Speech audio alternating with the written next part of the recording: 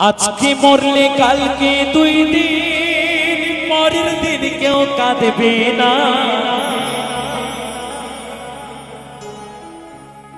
যাদের জন্য করলা কামাই,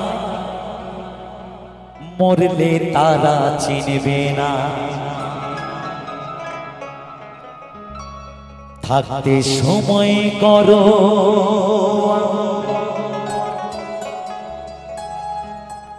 ঈমান করো খাঁটি। ঈমান কথার অর্থ হলো মনুষ্যত্ব।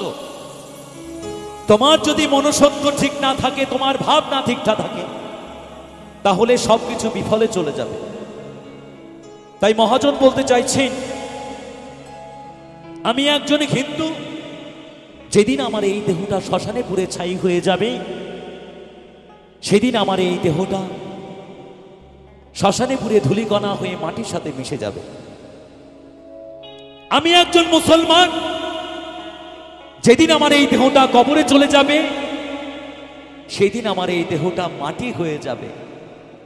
আমি একজন খ্রিস্টান, যেদিন আমার এই দেহটা সমাধিতে চলে যাবে, সেদিন আমার এই দেহটা মাটি হয়ে যাবে।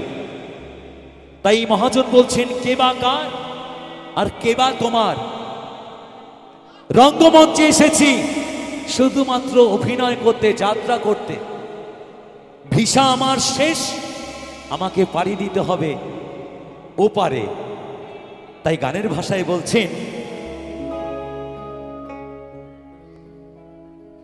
আজকে মরলে কালকে 2 দিন, পরের দিন কেউ কাঁদবে না।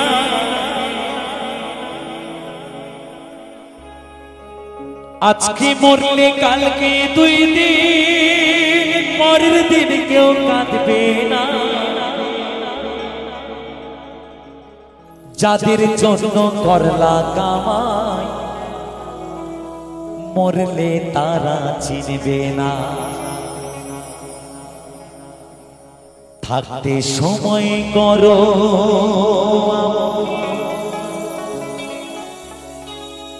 ঈমান করো খাঁটি।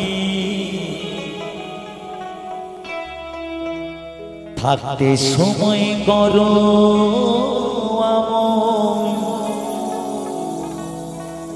ঈমান করো খাঁটি।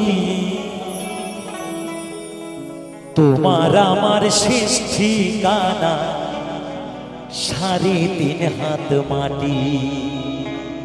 কি কথাটা ঠিক না ভুল? সবাই মিলে একটু উত্তর দিন, কথাটা ঠিক না ভুল? তাই মহাজন বললেন, যাদের জন্য করলা কামাই, মরলে তারা চিনবে না।